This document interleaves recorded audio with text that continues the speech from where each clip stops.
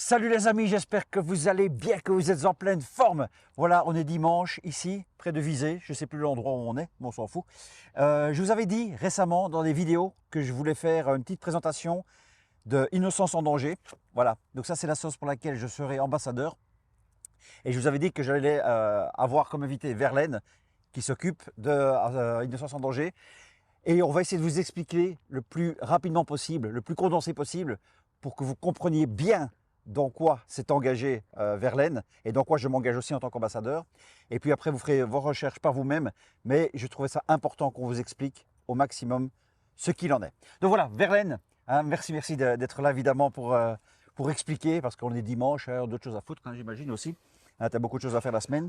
Mais un grand merci. Alors, justement comme ça, par rapport à nos belles âmes qui nous écoutent, quel est le rôle de Innocence en danger à la base et d'où ça vient? Eh bien, d'abord, bonjour à tous et merci Stéphane de m'avoir invité ici parce que je suis tout à fait honoré de pouvoir présenter Innocence en danger Belgique à ses auditeurs. Donc Innocence en danger Belgique, c'est une association dédiée à la protection des enfants contre les violences sexuelles et aussi depuis un an ou deux contre l'hypersexualisation. Et donc c'est un petit clin d'œil à la problématique de l'EVRAS que beaucoup de gens connaissent actuellement. D'accord. Et ça, il faut savoir que même avant le Covid, tu étais déjà impliqué là-dedans. C'est pas le Covid qui t'a fait venir à Innocence en danger, c'est ça? Non, non, bien sûr, hein. Donc depuis 2019, eh bien, on représentait l'antenne Innocence en danger Belgique via une association. Et aujourd'hui, eh bien, l'association a changé de nom et s'appelle définitivement Innocence en danger Belgique. Ouais, tout à fait. Et alors, toi déjà, qu'est-ce que tu as déjà fait comme acte, comme combat? Alors, donc, j'espère ne pas trop plomber l'ambiance parce que c'est pas le sujet le plus drôle parce qu'à la base, donc, on lutte contre la pédocriminalité intrafamiliale. Un Après, sujet qui nous ici, touche beaucoup, hein, tu le sais, donc c'est pour Mhm. ça que ça nous intéresse, vas-y. Voilà, et donc on n'en est même pas en fait à diminuer les cas de violences sexuelles sur enfants, on en est à un stade aujourd'hui où on tente d'empêcher les institutions de renvoyer des enfants victimes de violences sexuelles chez leurs prédateurs, ce qui est un comble. Donc à ce stade-ci, on tente de lutter contre les dysfonctionnements institutionnels pour protéger les enfants qui sont traumatisés deux fois. Une première fois parce que l'enfant était victime de violences sexuelles, généralement par le père, je précise bien dans nos dossiers, et une seconde fois par les institutions qui considèrent en fait que la mère est toxique et veut instrumentaliser l'enfant pour faire du tort au père. Or, lorsque nous étudions le dossier, le gros problème, c'est qu'on constate qu'il y a parfois jusque 3, 4 éléments étayés par des professionnels extérieurs aux institutions de protection de l'enfance. Ça peut être un rapport d'un médecin légiste, une psychomotricienne, une experte psychologue qui étaye les violences sexuelles sur l'enfant. Et donc la mère est tout à fait en droit de signaler les suspicions et de protéger l'enfant. Or, les institutions considèrent que l'enfant n'est pas victime et donc l'institution renvoie soit de l'enfant chez le père ou renvoie l'enfant dans une institution placée par le juge. Et donc on essaye de mettre en place une série d'actions pour protéger ces enfants qui sont traumatisés deux fois. D'accord. Et justement aussi, il y a un sujet aussi que beaucoup de gens connaissent, c'est Evras. Donc concernant l'Evras, tu as aussi un combat vis-à-vis d'eux. Oui, oui. Donc là, parce que c'est intéressant. Tant que finalement on ne faisait pas de vagues avec la pédocriminalité intrafamiliale, tout allait bien pour Innocence en danger Belgique. Et là, en fait, depuis fin 2022, en fait, il y a une série de parents et de professionnels qui nous ont contactés parce que la première mouture du guide pour l'Evras est arrivée, a été publiée. Hein. Donc c'est 303 pages qu'on a ici. Et en fait, tous ces professionnels et une série de parents nous ont contactés en disant qu'ils étaient très malaisés par rapport à ce qu'il y avait dans le guide, qui est un outil à destination des professionnels pour, ne l'oublions pas, pour s'adresser ensuite aux enfants. Et donc, on a étudié le guide, et c'est là qu'il y a un lien direct entre l'hypersexualisation et la problématique des violences sexuelles sur enfants, parce qu'en fait, les conséquences traumatiques sont plus ou moins les mêmes. Et donc, il s'est avéré, suite à l'analyse du guide, qu'effectivement, il y a une série d'éléments qui posent réellement problème et qui compromettent tout à fait l'intégrité psychique de l'enfant. D'accord. C'est comme ça qu'on est arrivé finalement à sensibiliser la société sur cette problématique, puisqu'on sait bien finalement que finalement toute la littérature en fait conditionne les pratiques professionnelles en animation et que les risques du coup de dérive sont très élevés à partir du moment où il y a des choses problématiques dans le guide. Et donc, les questions que les gens se posent en disant c'est pas vrai qu'on veut apprendre la masturbation aux enfants, c'est vrai ou pas?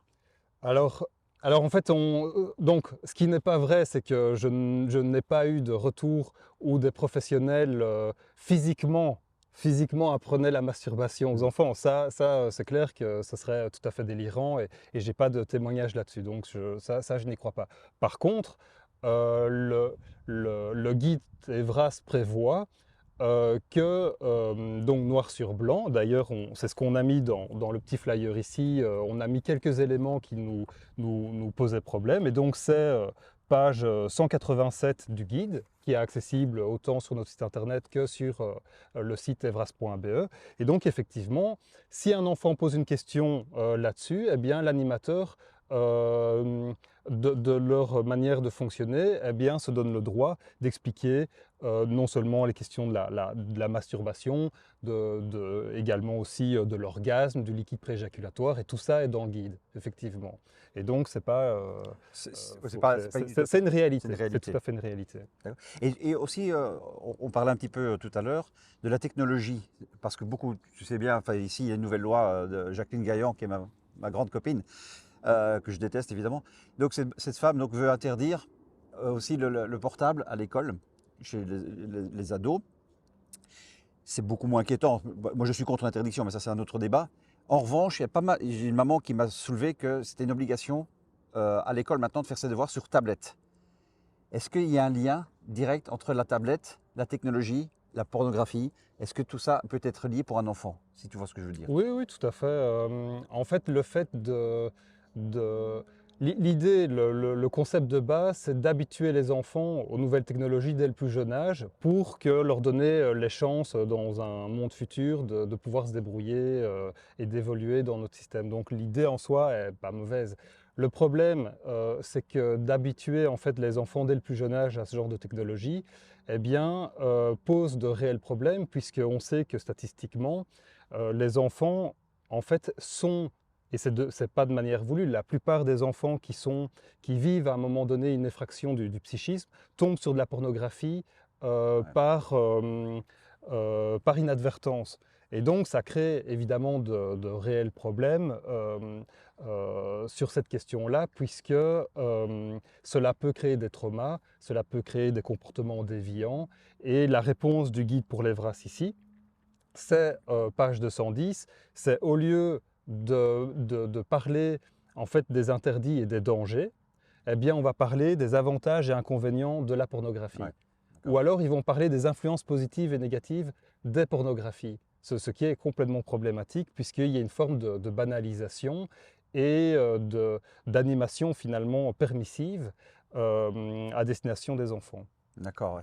Et alors, un sujet aussi qui m'a beaucoup touché quand il est venu chez moi pour en parler, c'est les attaques que tu as, du fait que tu t'attaques à l'Evras. Oui, ben oui, oui. Donc, effectivement, c'est ce que je disais tout à l'heure. Tant qu'on ne fait pas de vagues avec la pédocriminalité intrafamiliale, pas de problème. La SBL va bien, elle évolue bien, on a nos subsides, on est reconnu en éducation permanente. Ah, juste pour les Français, les Canadiens, les Suisses qui me suivent, ASBL, c'est une association sans but lucratif, c'est l'équivalent d'un collectif. Comme ça, vous savez un petit peu ce que c'est. Tout à fait, ouais. Et donc, on était reconnu en éducation permanente par la ministre. Précédemment, c'était Bénédicte Glinard, écolo à la Fédération Wallonie-Bruxelles. Et donc, une fois qu'on a fait des dizaines et dizaines d'animations pour finalement justement outiller les parents à communiquer constructivement avec leur école pour s'assurer que l'EVRA soit bien adapté au développement de l'enfant. Et donc, nous, en faisant ça, on s'est fait voir comme des extrémistes. Et donc, Le classique, quoi. voilà. Donc, on a en fait franchi une sorte de ligne rouge invisible. Et là, si je peux me permettre l'expression, on s'est fait complètement allumer par les médias conventionnels et surtout la RTBF qui m'a traité de tous les noms d'oiseaux, complotistes, etc. Et ils m'ont vu comme la pierre angulaire d'un réseau de désinformation contre l'EVRAS, alors que quand je cite par exemple page 285, 9-11 ans, appliquer les règles de base pour envoyer des photos de nus, ce qui est fait dans les classes suite aux témoignages qu'on reçoit, eh bien c'est pas moi qui le dis, c'est le guide. Il y a pas, on n'est pas en train d'extrapoler ni rien. On ne fait que dire ce que le guide dit et ce que la loi prévoit par rapport au guide. D'accord, c'est un peu comme avec l'histoire des masques hein, sur les boîtes. Ne protège pas des virus, c'est pas nous qui l'inventions, c'était écrit. Voilà, donc c'est factuel. Voilà. Et justement, et par rapport aux médias, tu étais interdit même d'aller dans les médias belges. Ah oui, oui, donc en fait, le samedi, je crois que c'est le samedi 15 septembre, j'étais encore invité pour le lendemain pour aller à Vivement Dimanche sur le plateau télévisé d'RTL de Borsu. Et quand il y a eu cet article qui me traitait d'extrême droite, de complotiste, etc., eh bien, j'ai reçu un appel de RTL qui me disait le lendemain, qui me disait la veille, voilà, trop de pression, on ne peut pas vous garder.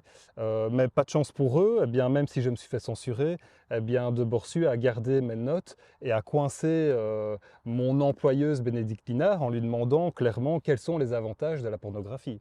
Elle n'a pas pu répondre et elle s'est fait coincer à 3 fois, à 3 reprises sur cette question-là. C'est comme quoi dire des vérités, même à la télé, c'est toujours difficile. Et justement, alors, moi, je suis ravi d'être ambassadeur pour ce collectif parce que on me l'a souvent proposé d'être ambassadeur ou parrain de collectif. J'ai jamais voulu m'engager là-dedans. Ici, ça me touche énormément parce que moi, j'ai vécu des violences étant enfant. J'ai vécu à la DAS pour les Français, donc dans des homes ici en Belgique. Je connais la problématique de l'enfant qu'on n'écoute pas. Donc ça, c'est un gros problème que moi j'ai vécu. On n'écoute pas l'enfant, on écoute les institutions, on écoute le directeur de home, enfin soit. C'est pour ça que ça me touche beaucoup. Et notamment, j'ai 2 enfants maintenant aussi, je suis papa. Donc c'est pour ça que ça me touche tout autant. Est-ce que concrètement, moi je sais ce que je vais faire, je vais le dire après en terminant la vidéo, mais concrètement, qu'est-ce que des gens pourraient amener à Innocence sans danger ou qu'est-ce qu'ils pourraient faire comme petit acte? Parce qu'on sait bien que les petits ruisseaux, donc comme petit acte pour pouvoir aider. Parce qu'il faut savoir que en aidant Innocence sans danger, donc que ce soit en versant de l'argent ou autrement, ça leur permet, parce qu'il n'est pas tout seul hein, au sein du collectif, ça leur permet de pouvoir attaquer, que ce soit notamment, j'aimerais bien que tu expliques juste 2 actes que tu as fait, que tu m'avais expliqué tout à l'heure, et qu'est-ce qui ça a aidé. Je pense pas qu'on l'ait dit, hein, parce que tu l'as pas dit, hein, ça. Non, non, non, Voilà. non, j'ai Juste pas ça. parlé de ça. Bien qu'on soit une petite association, on est dans le concret, on est très pragmatique. Et donc, par exemple, sur la thématique de l'EVRAS, on a déjà fait plus de 45 animations. Et suite à ça, on a décidé justement de produire un livre qui va s'appeler Les enjeux du guide pour l'EVRAS, justement pour outiller les parents à s'adresser de manière sérieuse et professionnelle à leur école pour assurer la protection de leur enfant contre n'importe quelle dérive. Et donc ça, eh bien, on l'avait dit en 2023, eh bien, aujourd'hui il va sortir d'ici 1 mois ou 2, donc j'ai fini de l'écrire. Il est en relecture et donc on est vraiment dans le concret. En parallèle, eh bien, j'avais dit que donc il y a eu un décret EVRAS qui a été voté le 7 septembre 2023. J'ai dit que sur base de notre analyse, on allait faire un recours à la Cour constitutionnelle pour faire annuler le guide. Et donc, pour être précis, eh bien, c'est en fait parce que le décret, justement, rend obligatoire des animations EVRAS sur base du guide. Et donc, nous, ce qu'on dit, c'est que le guide, en fait, est anticonstitutionnel parce qu'il déroge à l'article 24 de la Constitution qui prévoit que l'enseignement se doit d'être neutre. Or ici, il n'y a rien de neutre dans le guide pour l'EVRAS. Tous les fils rouges du guide pour l'EVRAS sont idéologiques. Et donc, on a fait une levée de fonds et là, on a déjà soumis notre dossier à la Cour constitutionnelle. Et donc, on est déjà, en fait, on a déjà envoyé les dernières conclusions et là, la partie adverse va renvoyer leurs conclusions et puis audience et on va déjà avoir une réponse. Donc on va voir si le système judiciaire fonctionne encore un peu parce qu'au niveau légal, on est dans les clous. On est sûr d'être bon au niveau légal. Donc ça, c'est une deuxième action concrète et pragmatique. Et donc aujourd'hui, sur le volet des violences sexuelles sur enfants, ça, oui. eh bien, nous, pendant des années, en fait, on a été un peu entre guillemets à la traîne, où le public ne voyait pas ce qu'on faisait, parce qu'en fait on travaillait en interne en tentant de coopérer avec les institutions qui dysfonctionnent, un peu comme un peu lanceur d'alerte, mais toujours de manière réfléchie, professionnelle, avec un langage adapté, etc., pour dire que ce qui se passe n'est pas OK et qu'on met en danger des enfants et on bafoue complètement les droits des enfants. Et aujourd'hui, on est arrivé à un stade en fait, où on voit que la communication n'est plus possible avec ces institutions. Et donc, quand une institution met des enfants en danger et qu'elle ne peut pas dialoguer, eh bien, il ne reste plus qu'à utiliser la justice pour remettre de l'ordre là-dedans. D'accord. Et donc, c'est justement une occasion aujourd'hui de pouvoir annoncer une levée de fonds où on va essayer de récolter 12 500 € pour en fait lancer une procédure judiciaire contre une institution de placement d'enfants, en fait une institution d'orientation et d'observation qui reçoit des enfants entre 3 mois et 6 mois. Et c'est dans un contexte où le juge, c'est pas trop, il se dit voilà, peut-être que les deux parents dysfonctionnent, peut-être que la mère elle ment et que l'enfant n'est pas victime de violences sexuelles, etc. Et donc, en fait, nous en 2023, cette institution, c'est une institution où il y a en moyenne 12 enfants qui peuvent être placés. Et c'est un pur hasard, eh bien nous on représentait 4 mères qui finalement formaient 7 enfants sur 12. Eh bien les 7 enfants ont été placés de manière complètement délirante, définitivement en institution, parce que ce service d'orientation et d'observation en fait dysfonctionne à partir du moment où ils ne sont pas en capacité d'objectiver la toxicité de la mère, parce que c'est ce qu'ils disent, hein, que l'enfant a un discours plaqué, que la mère, elle est folle, et à aucun moment ils sont capables d'objectiver ça, parce que si on l'objective, j'ai pas de problème. Histoire classée, et Bien c'est sûr, terminé. évidemment. Mais ici, c'est pas le cas. Et donc nous, à côté de ça, on a par exemple un de ces 4 dossiers, eh bien la mère a un rapport quand même médico-légal, donc c'est un médecin légiste qui dit que la gamine de 4 ans, elle a, donc désolé pour les âmes sensibles, mais dont la gamine a une déchirure de l'hymen. La gamine a été envoyée en fait à l'hôpital en urgence avec la mère pour se faire protéger du père au niveau du pénal. Et en parallèle, eh bien, les autres institutions de protection de l'enfance, donc l'aide à la jeunesse, considèrent qu'il n'y a pas de problème et qu'il faut envoyer l'enfant dans ce service d'urgence, qui considèrent qu'il n'y a rien, que la mère, elle est folle. Ouais. Et donc, la gamine, maintenant, elle est placée définitivement dans une institution, ce qui est gravissime. On fait le contraire, en fait, de la protection de l'enfant. Et donc, maintenant, si vous voulez m'aider d'une manière, c'est toujours vous encodez votre mail pour recevoir notre newsletter, nous retrouver sur YouTube. On ne fait pas énormément de vidéos, mais voilà, on essaye quand même. Et effectivement, de pouvoir nous financer, parce que c'est un acte concret qui va permettre finalement d'aider non seulement ces enfants-là qui sont actuellement en danger, mais qui va pouvoir en fait faire effet jurisprudence. Et là, ça pourrait être une avancée significative pour toute la cause des enfants. Voilà, c'est bon. Je pense que vous avez compris hein, ce qu'on a envie de faire. Alors déjà, pour ma part, comme ça, vous le savez déjà, donc vous savez que je vais partir en tournée avec Namasté ou pas. Et la grosse partie des ventes, des bénéfices, pardon, des ventes de mes t-shirts, il y aura des bougies, des badges et les DVD de Bizouskas. Eh bien, la grosse partie des bénéfices iront pour cette association, justement pour pouvoir aider, comme ils viennent l'expliquer, dans leur combat. Et donc, si vous aussi, vous pouvez le faire. Alors, c'est toujours la phrase idiote, hein, mais j'aime bien la dire. On ne demande pas de faire un virement de 100 € hein, ou ni de 50, mais si tout le monde peut mettre 5 € pour faire un petit don, 5 €, je suis désolé, hein, c'est moins qu'une bière maintenant au troquet. 5 € pour voilà, financer leur combat. Et leur combat est vrai. Je me suis vraiment renseigné. On a vraiment pris du temps ensemble avant de faire cette vidéo. On a beaucoup discuté, j'ai beaucoup réfléchi. Donc voilà, il y a un vrai combat. Voilà, il sait de quoi il parle, son dossier, il le connaît. C'est pour ça que je voulais vous le présenter aussi.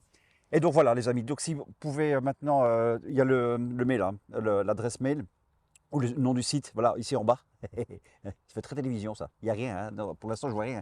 Mais après au montage on va le mettre. Tu vois. Donc ici, il y a l'adresse, il y a le mail. Voilà, c'est des sujets lourds, on le sait. C'est pour ça que j'essaye d'un petit peu alléger. Vous en doutez, vous me connaissez. Moi, je ne suis pas là pour renforcer encore plus la douleur, on se comprend. Là, c'est du combat, c'est pour les enfants, c'est utile, c'est plus qu'utile même. Et là, on a besoin de nous. Voilà, on a besoin de nous pour que ce monde aille mieux. Et je crois sincèrement en votre générosité. Je crois sincèrement en lui, en eux. Et donc voilà, il n'y a plus qu'à. Donc si tu veux rajouter encore quelque chose, Verlaine, tu me le dis. Allez, une dernière petite chose pour résumer finalement l'émission d'Innocence en danger, ce qui est très facile pour nous comprendre, c'est le fait que quand on reçoit finalement un soutien financier, cet argent finalement est dédié à la cause des enfants pour se constituer partie civile, pour défendre ces enfants qui n'ont pas la chance aujourd'hui d'avoir une défense adéquate. Voilà. Et donc sur ton site, il y a pouvoir faire des dons. C'est Oui, très tout à clair. fait, Voilà, tout à fait. On va le mettre aussi Voilà. en image. Oui. Ah ben super. Merci, merci Très bien, Verlaine, vraiment, merci et à merci toi. de ce combat pour les enfants. Tu sais bien que ça me touche beaucoup à cœur, évidemment, étant papa. J'espère que voilà, vous avez été un peu mieux compris. Alors, je sais bien, c'est toujours plein de bonnes intentions. Ne m'envoyez pas 150 000 mails ou 150 000 messengers de dire ah ben je connais quelqu'un qui pourrait. Ça sert à rien. Allez directement sur le site, c'est directement voir ça avec eux. Moi, ça sert à rien. Je ne vais pas faire un copier-coller, lui envoyer. Donc autant directement s'adresser à Verlaine, à son collectif. Mais n'hésitez pas, voilà, s'il y a des questions, allez voir sur le site. Je pense qu'il y a pas mal de réponses déjà sur le Oui, site. et je suis tout à fait accessible. Voilà, donc Voilà. n'hésitez pas. Et puis voilà, et on continue le combat et on lâche rien pour nos petits loupiaux. Et à tout bientôt les gars. Merci Verlaine. Merci, À tout bientôt. à Ciao. bientôt.